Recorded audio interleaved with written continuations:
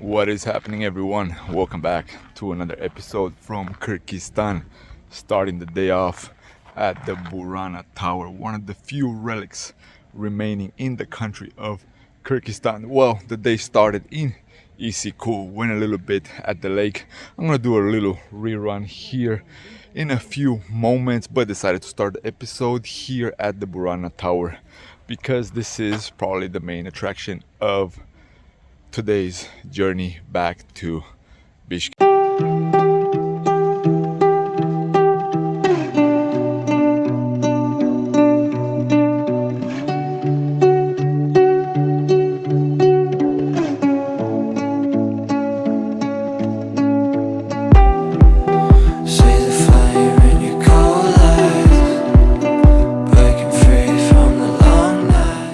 And finally made it to the highest drivable spot in whole Kyrgyzstan. 3,900, almost 4,000 meters. From here on, we're gonna go down and head towards the main highway so we can go to Issyk Kul Lake. We do have a beautiful lake right here as well. So we've seen a lot of goats and a lot of sheep, but man, this is insane.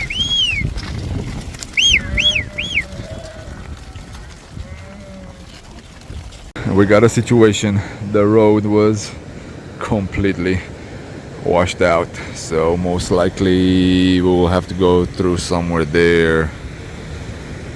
Yeah, a little bit of a difficult situation because I can't see no road. So yeah, we haven't encountered any cars on this road. So yep.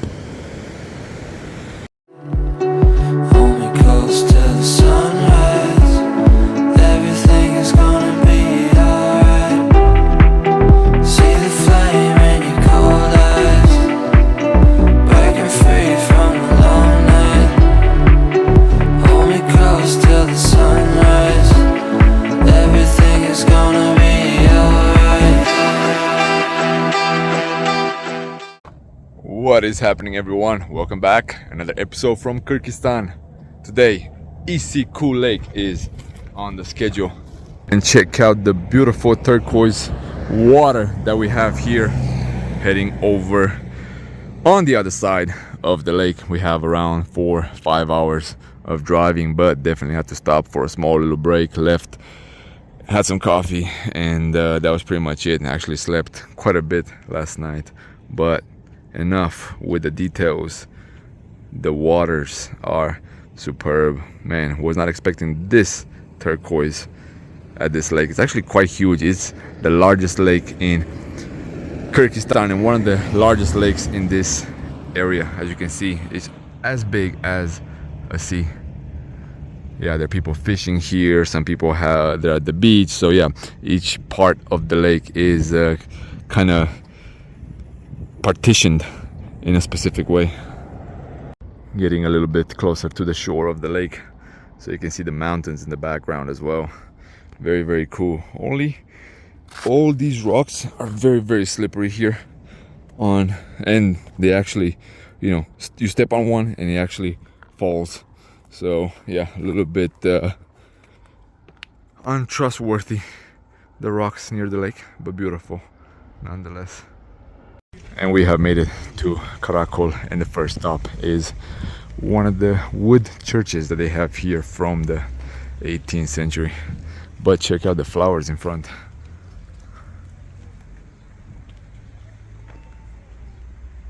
The church has quite a bit of flowers here. Apple trees, pear trees, and so on. They're not really, really well kept, but still a beautiful garden.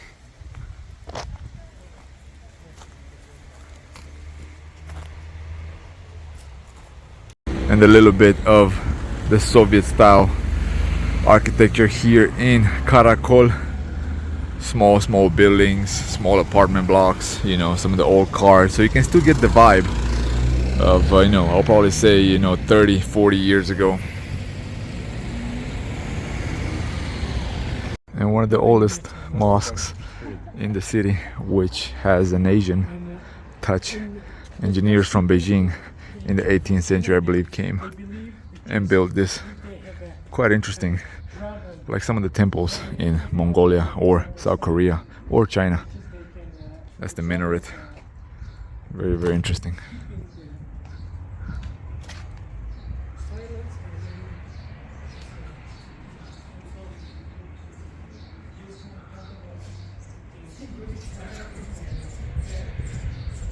Here's probably the best view you can get of the whole complex. That's the minaret, like I said there. See the roof. It has some, I don't know, some tile look-alike shapes. Yeah, very, very different and very, very unique. And after so many days in the mountains, definitely had to take the car for a little wash. And more of the city here of Karakol. Lots of construction, which is a good thing, but you know, infrastructure wise, building wise, still the same Soviet style complexes. Everything's gonna be alright.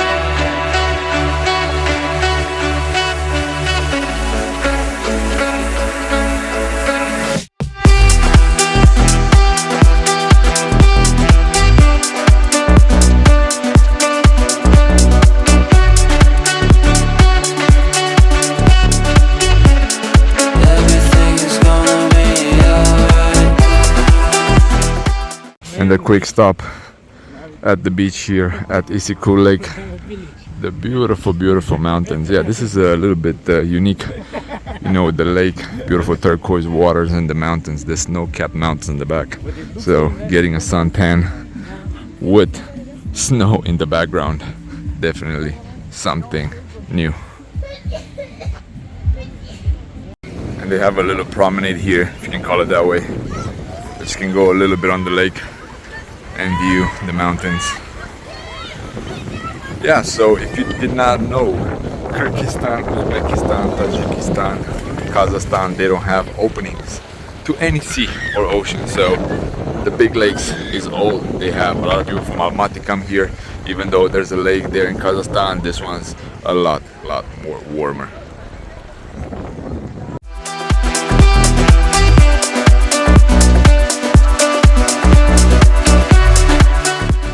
At the Burana Tower, one of the few relics remaining in the country of Kyrgyzstan. There are very, very few things left here from the historical side of Kyrgyzstan, but this is one of them. There are many stories. This is actually a minaret of one of the mosques, but there are legends, stories, and so on behind the tower. One of them says that a Khan back in the day was told that his daughter will die at 16 years old, so he built a tower for her which was double this height. So he took his daughter way up in the tower so she won't be bitten by a spider, because that's what the fortune teller told the Khan, that at 16 years old she would be bit by a spider, or until 16 years old, whatever. But on her 16th birthday, he went up in the tower to bring her a basket of fruits, and in the basket a spider crawled, and the spider bit the princess. So the Khan yelled really loud and half the tower got destroyed. So that is one of the legends behind the tower, you know, fairy tales and so on. Going a little bit further so you can get a view with the mountains, with the beautiful rocky mountains in the back. A whole bunch of headstones. I'm going to tell you guys a little story regarding these headstones. They actually have a face on them. So yeah, let's go a little bit further and then we're going to come back to one of them or two of them, and I'll tell you guys what's the significance.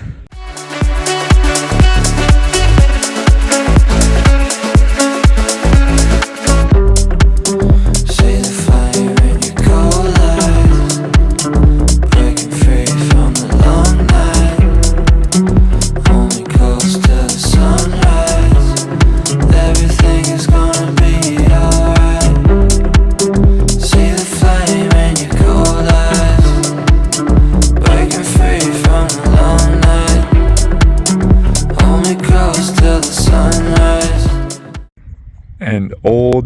headstones have faces on them representing people that have been killed in wars. So back in the day, this is pre-Islam.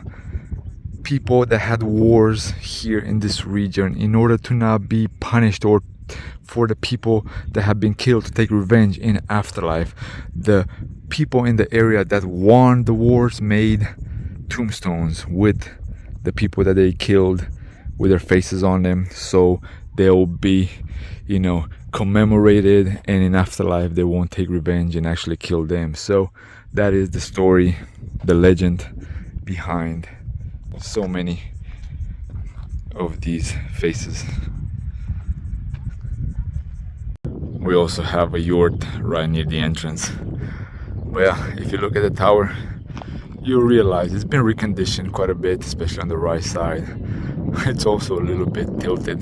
So right now it stands at around 24, 25 meters. It used to be 44, 45, don't remember exactly, but yeah, almost double the height. Let's go up the tower. Yeah. It's very, very dark and very narrow. And it sounds like someone's coming, so we might have to wait. The steps, very, very narrow, so you pretty much have to wait for everyone to get down or go up. But yeah, this is the view. Again, it's more about the significance of visiting the tower and climbing it, rather than the panorama that you get from the top. But beautiful nonetheless.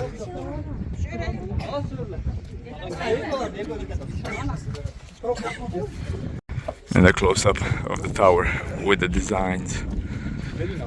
Very simple. A few layers, and that's pretty much it. Talking about relics, we have some communist relics here in this neighborhood. Whoa, missed that step, almost fell. In Tokmok, where the Burana Tower is.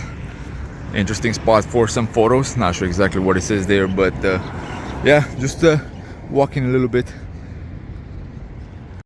Bishkek is also home to a beautiful mosque, and actually new Turkish style mosque that is.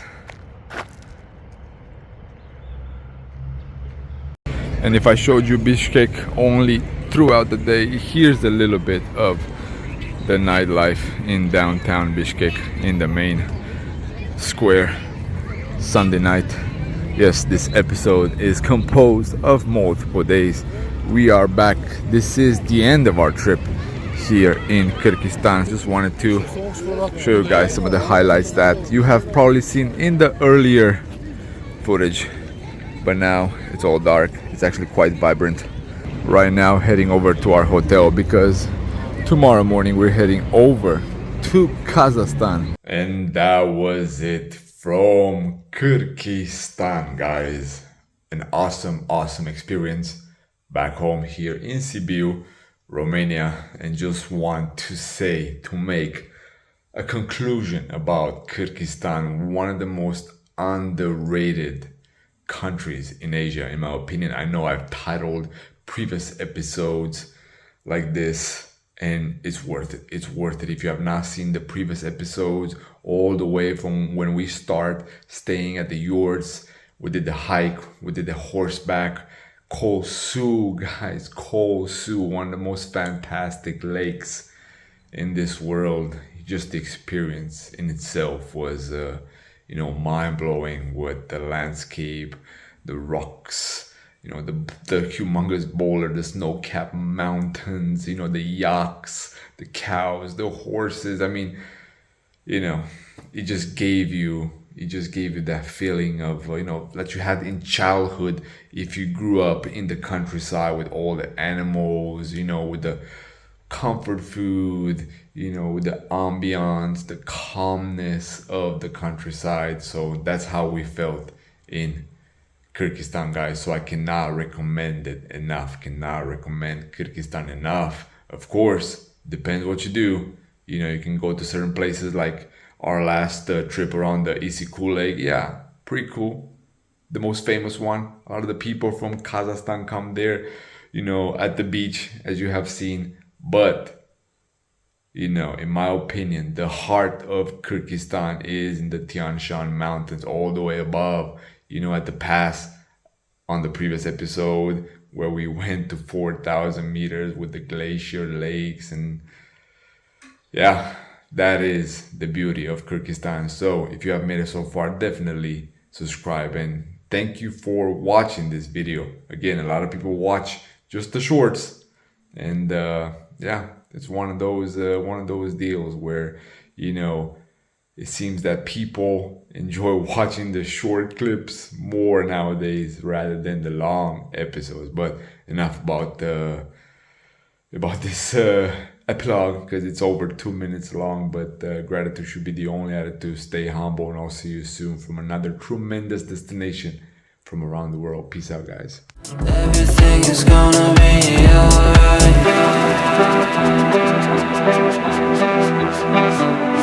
Everything is gonna be alright.